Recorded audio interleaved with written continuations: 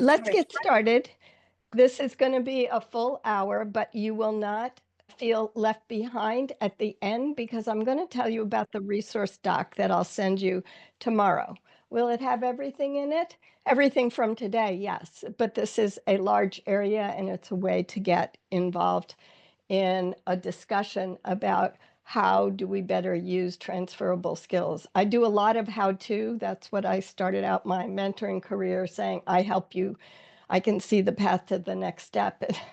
And it suddenly dawned on me a few months ago. Everybody says use transferable skills, and there's really not many examples of what you actually write. I do want to ask people to participate in the chat box just briefly and let me know right now, what's your biggest one word, one phrase, a sentence to describe your biggest career worry? Uncertainty, yes. Stability, will I lose my job? That's what I'm hearing from people all around the world who are affected directly or indirectly. Job loss, yes. Figuring out what kind of job would be a good fit, meaning a job that I didn't expect to be looking for in a different industry, I'm assuming. Sector destruction. That's hard for all of us. I didn't come to public health willingly. I was an ICU nurse, and now after 40 years, it's hard. Yes, ending of international development. Although, can I just tell you all, I just was doing 2 minutes of blue sky. A federal judge basically put everybody in the government on notice, and specifically Elon Musk, to restore everything for USAID because it's all illegal what they've done. Now, let's see what actually gets implemented, but that was a little bit of a bright sunshine. It still is a good thing that you're coming. Some of you are in the course, some of you are attending this or doing both. You're attending to how and in what way do I make my career more agile. And some of you are, I know, mid-career to getting up there, my next last job, things like that. And I've worked with many of people in that category for the last 5 years, trying to help people decide what do I do for the end, the last 10 years of my career. All right, thank you for all that. So I want to just tell you, the one thing I want you to remember is I work a lot on telling your story. You can tell it with impact when you use transferable skills categories, and I'm going to teach you what those categories are. But this is also a chance for you to meet other people who are in the same situation. I want to just push you into a breakout room, mostly for networking. Say hi to each other, introduce yourself. Each of you discuss for 2 minutes. I think I said 2 minutes. Yes, 2 minutes. What in this career transition can you take forward already? Do you think you know already, oh, I'm a good project manager, even without a PMP certificate, for example? And then you'll spend a minute together identifying one aspect you want to share with everyone else. All right, if anybody wants to put a definition in the chat box, either what you found out, what you landed on, one aspect you felt you could take forward, hopefully positively, or you want to define transferable skills, I'm going to go ahead and show you the agenda of how we're going to get to something more helpful than a list of transferable skills on Indeed. Nothing against Indeed. They do good work, but it's not helpful in my books. First, we're going to talk about my career's changing fast. In fact, you can see that. You don't even know where the path is going at this point. It's going into the forest. And I'm sure some of you are feeling that way, if not a lot of you. Then we're going to talk about how to describe transferable skills. I will be laying out in the first part a framework for thinking about skills and experience, and then we'll talk in this section about categories. So if you were on the February 3rd webinar with me, you will have seen a version of this. I've added 2 more categories. Then we'll actually do another breakout room exercise to do some work on how and in what way you can map your skills. And in fact, in the chat box now, there's a link to what we'll be using in the next breakout room. And there's a picture of what we're going to do in the pink part, the part where we talk about these categories. And then we'll end with what should you do next? It's very common that I end with that so that you can take the learning forward, because It's easy for you to sit here and learn, and then you get home and you think, oh, I didn't get a chance to practice. With Sue, you get a chance to practice. You will leave with resources, not today, I'll send them out tomorrow morning, but you'll have more resources than we're able to cover today. If you haven't met me, many of you have met me via LinkedIn. The most important thing is I am the mentor with Palm, so I celebrate wins, big ones, small ones, showing up today, being part of the course, people who met me a while ago and came back, people I've known for a few years or decades. I have worked overseas. I had a career in program evaluation, blah, blah, blah, blah, blah. That's my old history. I've been doing mentoring for 15 years, and the things that I focus on work for people because I'm an evaluator. Show me the evidence. I don't have money, but I have evidence. All right, let's get started with my career is changing fast. Here's what I hear from people. Some of you, even when you signed up for the course, if you're in the course, said, I'm not a data jockey. All these companies are asking for data stuff. I'm seeing a lot of data viz requirements of all kinds of job postings. I'm a trainer, but I don't have other job tests. I just train and train. Hidden, I think, is, do I have anything else to add? I just got out of school and I feel like such a generalist. Is there a place for me? That's always hard. And I'm doing mostly project management, but I was hired to be a technical advisor. What do I do about that? Because I don't want to manage projects going forward. I have one person who joined the course who doesn't want to do that going forward. I'm here to tell you that what I can help show you is a way for you to think about your skills, what transferable skills are, and why you need to think about them differently from the many articles that you can find online.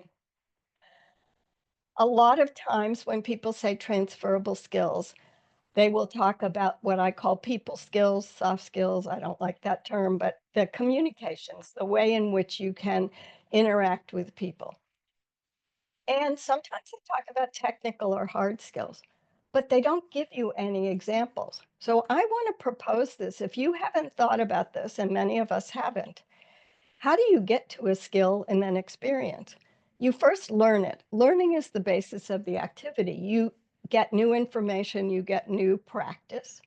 It doesn't become a skill until you've had knowledge imbued in you from a training course, one day, 1 year, whatever, and you have guided practice as well. So the guided practice is often simulations, maybe data sets if you're doing data work. You don't get, a skill does not equate to experience. Experience is when you take that skill in a real world setting and it's validated by external users, meaning you're doing it for a client, you're doing it for your team, you're doing it for people other than maybe a professor or a trainer who has certain things they want you to learn out of getting a skill. Skills are important, but they are not experience. So let's talk about how to describe your transferable skills.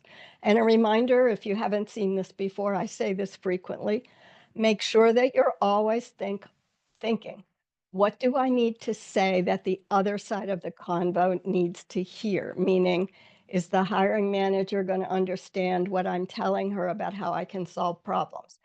Is the presentation I'm making landing appropriately for the people that are listening?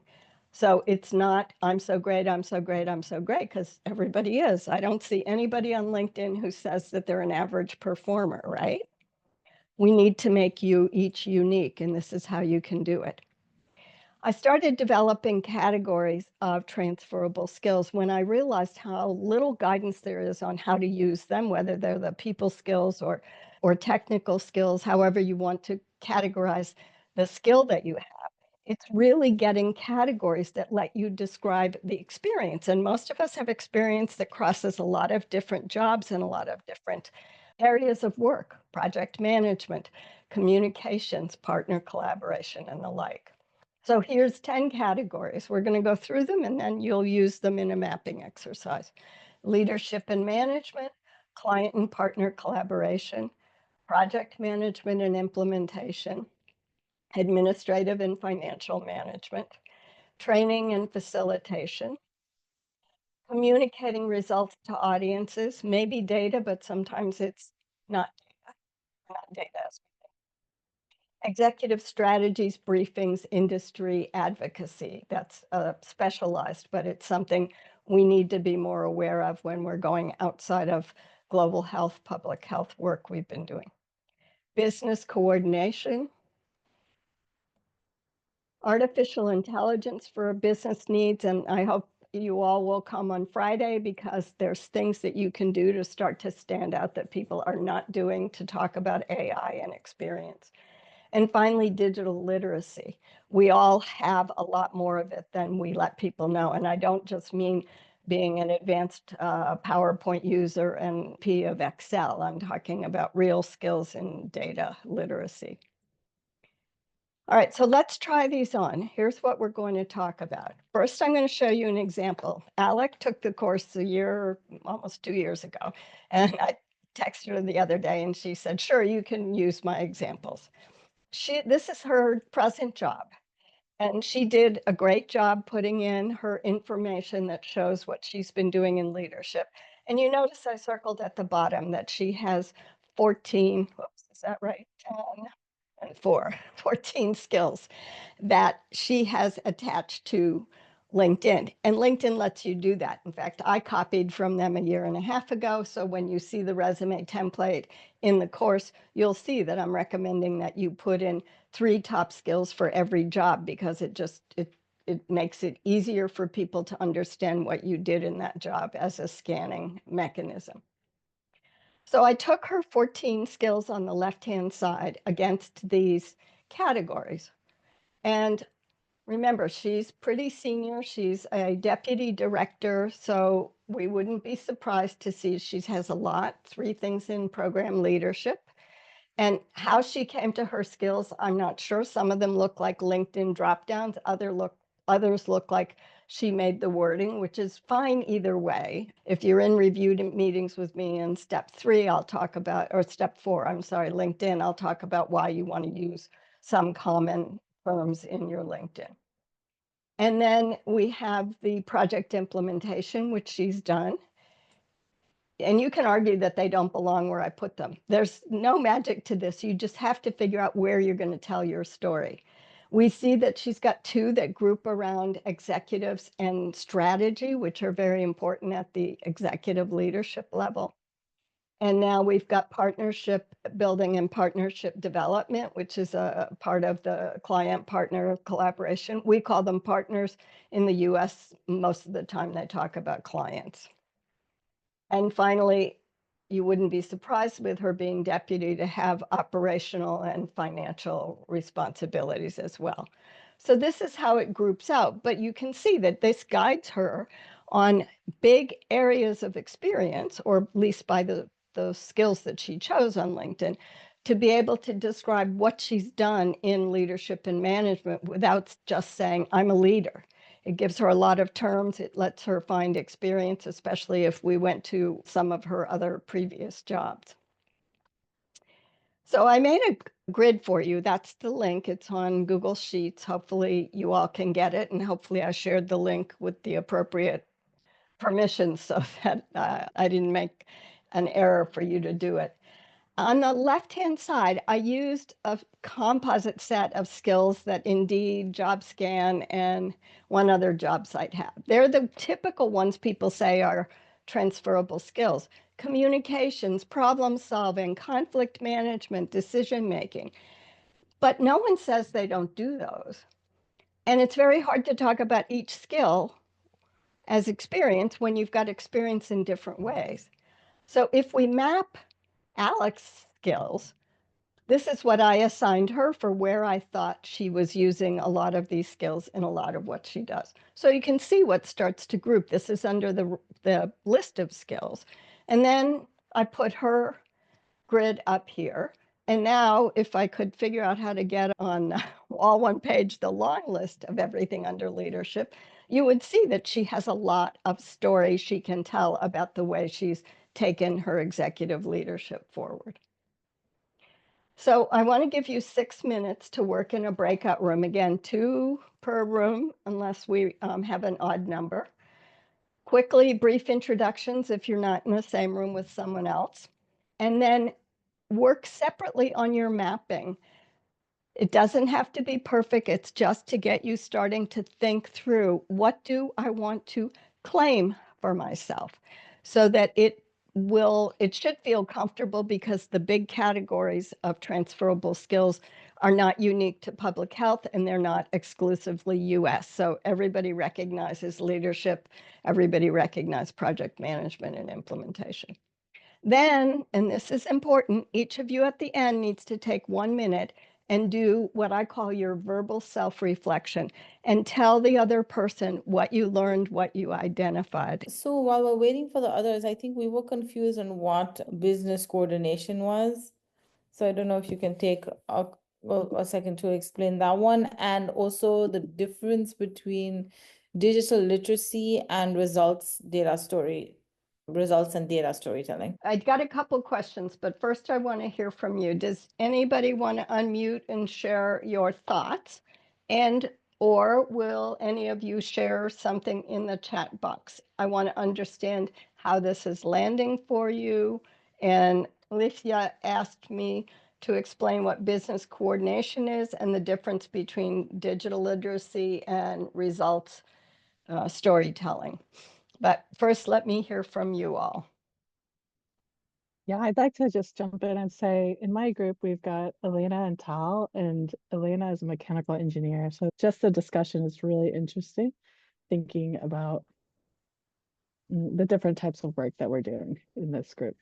I thought this was useful. At first, I was transferring from the car to the house, so I missed the instructions, but I just, through the discussion, started scanning the list for skills that I think I have and mapping them to transferable these categories. And when I didn't see my skills, I added them.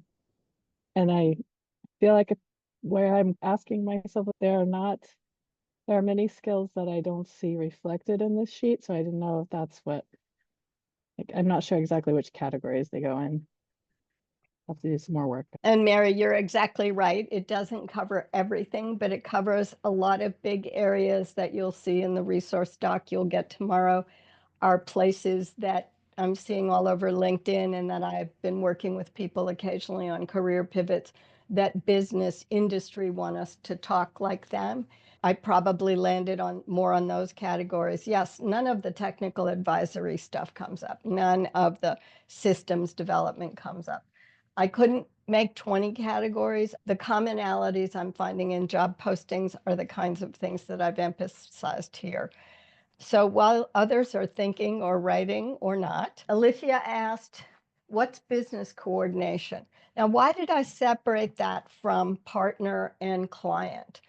Because there's a lot of businesses that work together or in friendly competition, or where there's various levels of business in their companies. Again, I'm not saying this is absolutely the correct name for it, but it's the idea of what the company's goals are and how they align with where the industry's going, versus client and partner collaboration, where you're actually getting the business out there, identifying people. I know it's nuances. Anybody who wants to help me rename these, I'm fine with that too. I'm trying to put together descriptions of it. And the interesting thing for me was the question about digital literacy and results and storytelling. The reason that I separated out results and storytelling is most every job posting I see from all over the world, and I've probably seen 1,000 even in the last 2 years, because there's so many people looking for jobs, asks for communication skills. And communication skills are really representing how can you target your message for different audiences.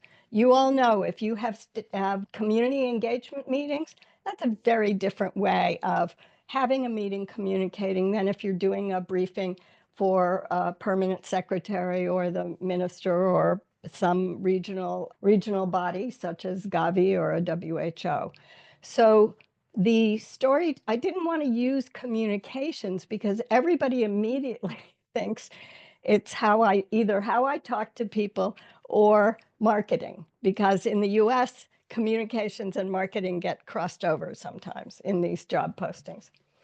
So that's why I pulled that piece out. And like it or not, and I know my first comment to you all as I was going through what people are telling me is I'm not a data jockey, Sue, but everybody nowadays needs some sense of how to use data viz and digital storytelling to be able to communicate in writing in our electronic platforms, to be able to tell a story efficiently. Digital literacy, on the other hand, is much broader, and it encompasses a lot of different parts of data, but it's not just data, and it's not just PowerPoint. It's how and in what way are we working with partners that take, and you all know this as well as me, because all of us have had and have experiences in working globally. And I keep telling people in the US, I'm on some job seeking groups as a strategic advisor. I keep saying to people, your jobs in the US are all global. You're working with distributed teams. So think about how you communicate with teams and what digital literacy means for you. Like me today, I had to get on a Teams meeting. It drove me crazy because I rarely use Teams. I couldn't change the settings. And I consider myself a technology person. So digital literacy is really big, but I wanted it in there along with AI to address the two big areas that we've got to be talking about more in our resumes, more in our cover letters, and more in our LinkedIn profiles. Let me see, I don't have you on screen, but Alethea, does that help you for now? Oh, sorry, I'm on mute. Yes. Okay, great. Thank you for those questions. All right, so I'm looking at a couple comments here. Steph said I identified more soft skills than technical hard skills. Soft skills I found more difficult to evaluate due to biases involved. It's really hard to be in public health because we're all about where are the biases. I understand. Thank you for that. Same issue as Steph, says Jess. Growing the business or new program development is a useful category. I think that coming up in jobs you're seeing, I'll tell you, that has been part of job expectations for anybody 10 years and above and even less. You always have to be aware and help bring in business in the nonprofit world, in the international contractors world, depending whatever world you were in. Yes, I didn't call that out. That would be probably under strategy and design. There are a lot of ways you can do it, but if you go down the left-hand side in your mapping, you can decide the finite categories you want. I just didn't want to get so many that you're having one thing here, one thing there, and not being helped by trying to view your experience differently. Public health has been divided by domestic and international, but in the last few months, even before the chaos of aid, NIH, and CDC that was descended on us, how do you like that passive use? We were seeing job postings from state and local, my county, for example. They want people who can bring in different perspectives. They want people who have experience, especially because our county is very multicultural, for example. So there are more opportunities, and I think Wayne Voda about 2 weeks ago put up a note about Hawaii's recruiting for public health people. So if you want to go to Hawaii, they want to hire you, apparently. I agree it's global, but have been, old lady eyes, it never makes it big enough for me. It's global, but I'm told I need to demonstrate direct how global skills apply to domestic. Yes. But the categories that I described are the ones that will be more evident to people writing US-based job postings. What you'll see in the resource document are the ways, for example, we talk about M&E, we talk about evaluation, they talk about KPIs, OKRs, which I forget what those are, performance metrics, helping you for each category, giving you some language. And then I have 7 or 8 references, including Wayne and others, who've written up, if you're writing a resume, here's how to translate from X in development to Y in job postings, because we don't have time to cover all that today. And why you're switching from global to domestic, you're switching because the jobs are not available and you have a lot to contribute. It's going to take some time to feel comfortable crafting a story, but guess what? I think there's nothing wrong with being very blatant in cover letters. I was part of the mass firing. I was part of a mass layoff on 3 days' notice. People need to see that in writing. I said this to one of the US-based jobs things I'm on once a month, and said, I know you all, some of you have been through this because you've been laid off, but this is even larger than Amazon laying off half of its staff. This is basically a big area. So first, let's get you comfortable talking about the work that you can do, and then start working on your story, or work on your story now. There's lots of ways you can do it. And Heather, you're going to be the advisor to let everybody know how you're working it out. Hopefully we can help you out with that in the review meetings, even though we don't talk about cover letters directly, because this is all about building your platform. What is resource allocation? It's usually, I'm trying to remember what it is, revenue projections, I think. Revenue, a lot of what they talk about is revenue people have brought in, revenue they've made. And if you look at the definition of revenue, it's profits and losses and all this other stuff, but you don't have to worry about it. I believe Barika, that it is in that list that I'm putting in the document. All right, Tal says, Sue, does the skills on the list need to fall under the categories in the top? You can have more categories if you want, because this is your worksheet to figure out how you're going to tell your story. What I wanted to give you in mapping it is a way to see visually where your crosses or your whatever marker you want to put in the cell lines up with some major categories of the story you want to tell. So you're not saying, oh, in this job I did this, in this job I did this, in this job I did this. I call that the laundry list.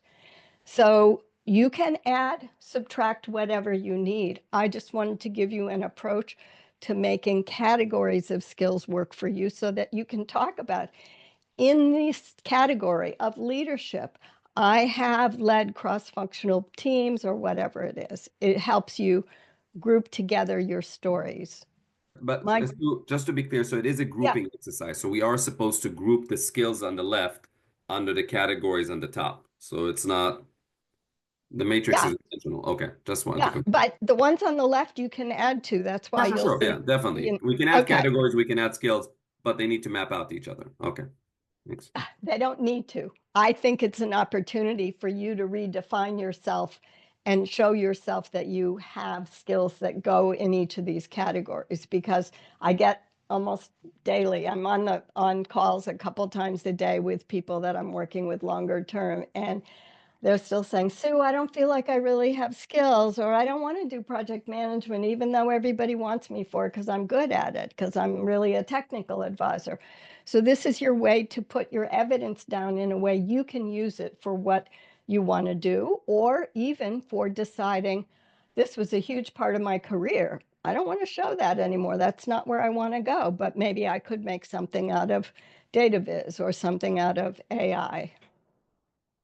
Heather's in Michigan. Okay. So Tal, you said my group was a little confused as to how this needs to be filled out. So are you feeling more comfortable now? There's no one right way to do it. I want you to get yourself mapped out on paper. I know that you all know that it's hard for you to do it for yourself. That's why I offer the course. So this will be something that moves along. I want to hear feedback from you about what would be more helpful. Maybe this didn't land the way it needs to, or the way I thought it should today. But I also needed a new way to help people explain transferable skills, because the stuff that's out there doesn't show it at all. Anybody else on comments? Thank you for all of that, the feedback in the chat box, and also the questions were great. All right, so let's talk about what does this mean going forward for you. Remember, I want you to tell your story with the impact that you have, using these categories that help you get to the bigger, more cohesive picture of your experience, and not just I have skills in data viz, I have skills in PowerPoint, I'm a leader. Those are easy throwaway lines without evidence. And I already told you, show me the evidence. I want to give you a place to use your evidence. I want to know from you, how are you going to use what you learned today? And if you want to tell me it wasn't useful, you're not going to hurt my feelings. Anybody want to volunteer to talk about how you're going to use this today, if indeed you're going to take it forward? Yeah, this is Steph. Hi. Yeah, I was just going to mention that I do appreciate frameworks to help with just the thought exercise. So most likely I'm going to probably modify this further, or even just use the examples of the skills that you listed out, and probably modify the categories too, because there were some categories that I didn't map any skills into. And so I think that those may not just be applicable for me and my background, but that's also helpful to know where you do feel like you have skills and where you don't. If there's whole categories where you don't feel like you have those skills that are transferable, I feel like that's also just as helpful to know going into any job search or figuring out what you do or don't want to do. And lastly, like, I'm trained in monitoring and evaluation, so frameworks are my thing. I love just having a template and just saying, knowing that you can modify it further for your own use and the way it's most helpful. So thanks. You're welcome. I'm laughing because Jess and I go way, way back on M&E. So great. Thank you, Steph, for sharing that. This is yours to take forward as it's useful for you. Jess said, I'm going to try to do the rework on my most recent job I had, calling out these transferable skills. That's great. I love that. Make an effort at it. See if it works for you. Alethea, go ahead. Do you want to unmute? Yeah, I think it was helpful to see the buckets of different skills. I think I'm a little confused about what I would do with them. Are they things that I would then change, like the very jargony public health terms in my resume, to some of these transfer them into some of these larger buckets to highlight in a resume or on a LinkedIn? Or I think I'm confused about the use part of it. Like, it's helpful to know what the buckets are and that my skills are transferable, but I don't know what to do after with it. It's a good question. All of the above, and it depends. In the document that I'm sending you tomorrow, there is a list for each of the categories of US jargon, because it's their way of talking, that you can talk about under those big categories. The categories I gave you, you noticed funder didn't come up, stakeholder didn't come up, engagement didn't come up. Those things are not known except in maybe special areas of clinical trials. We may talk about patient engagement, but it's not that you can't have more than 10. It's not that you can't change them. It was, as Steph said, a framework and a template to help get you spurred on to, number one, thinking about this. But number two, I want to give you all back your power. I can't imagine how it was like for each of you. And I have talked to a few of you and a lot of others that aren't on this today about what it's like to suddenly feel like you're a valued person, and then the next day you get a notice saying, sorry, you're gone, and you know the reason for it. And what we've done is we've taken away any transition that would be normal. We don't leave AID projects on the ground with less than 6 months closed down unless we have to.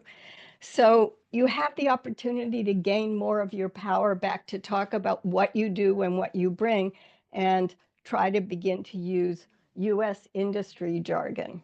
As I said, they talk about performance metrics and KPIs. They talk about business strategy implementation. They never talk about developing it. It just makes me laugh when I think about what I think we do very well in global development. Julia says it was helpful to have examples of skills listed and ways to categorize. Good. Helpful to have definitions for them. I know, you might hear my raspy voice. I'm getting over a cold. Heather said terrible. I hope it meant terrible because I was describing about you all being given no notice at all or very little, having to walk out of an office. Is that, you can just signal, was that what it was, Heather? Yeah, I cannot even imagine, except that I saw many of my friends and colleagues go through it. Julia said, I would say engagement's pretty popular these days, almost on the way to replace DEI. If that's true, that's great. I am not seeing it in job postings, but again, I see job postings generally when the course is on, like right now, and before you all joined, I had a group of about 10 people going through self-paced. The job postings I'm seeing are not asking for that kind of thing, but I also am not in the clinical trial space. I'm not in the space of building community consensus and things that we know that local and state health departments do much more of, and local NGOs, for example. Thanks, Heather. All right, great. Thank you for all these contributions. I hear that it's going to be helpful enough for you to perhaps use it as a tool. People who work with me know I say this all the time. I'm not everybody's cup of tea, and all the advice I give you is based on what I have a lot of experience with, but you have to decide this is your professional development. So where are we going to go from here? You're going to get a document called the How-To of Transferable Skills. You'll have this matrix example, and you'll have an empty one plus the Google Sheets link. Here's the adapting your language. I just picked out a few things so you can see under project management and implementation, product management, they talk about that a lot. Program cycle management, that came into AID about 20 years ago for a while, and then it dropped out again. Data-driven project management. So you will have some wordings in there that will help you. This isn't all of it. And then here are 10 links. I think it's 10 links from people that I trust, people I've seen provide really useful advice. Some of it's a little contradictory, but all of it has actual examples. If you're writing a federal resume, now describe it this way. If you're working for an NGO, or if you were, I think Wayan wrote his on, if you were a X and Y, then this is what it would be in the private sector. So you're not starting alone. You may have already seen these, but I did want to make sure that you had a list of people that I thought were helping define where we need to be going and don't have much information on. So I'd like to ask you this. I'd like a commitment that in the next 24 hours, you'll do something to demonstrate your learning. I need to put a post on LinkedIn tomorrow at some point after I get you all the information. And so your choices are, I'm going to continue to work on mapping my skills and better describe my career path. Or number two, you can post on LinkedIn yourself about today's experience, or you can make a comment on my post. And when I email you tomorrow, I'll include the link to what I've written about this, because I keep promising to unveil it and haven't. So, and tag me in it. And when you tag me in it, you get the benefit of all of my network as well, which is also helping. Julia was explaining more. This is coming from someone who pivoted from public health to DEI. I remember when you made that pivot, Julia, although now I need to pivot out of both. Yeah, I know you do. And we have to figure out whether someone today on a call brought up with me, Sue, have you seen that list of banned words? And there are a lot of things that are really too close to what we do that it's like, what do you mean we can't talk about X or Y? Anybody want to put in, oh, I'm over time. I will hope that you will post and keep in touch. Just give me a thumbs up or a one-word reaction in the chat before you leave. And I'm sorry I ran over time. No, I'm not sorry. I just talked yesterday about not apologizing. I didn't mean to run over time, but it seems like it's been useful. Thanks, everybody. You're grateful. I appreciate it. I appreciate that. Pom-poms to you for coming, for the hard work. Appreciate that you tested this out with me, and I look forward to seeing those of you who are in the course in review meetings this week or hopefully soon thereafter. Thanks, everyone. Thanks for all the comments. Thank you. You're welcome. Take care, everyone. Nice to meet you all.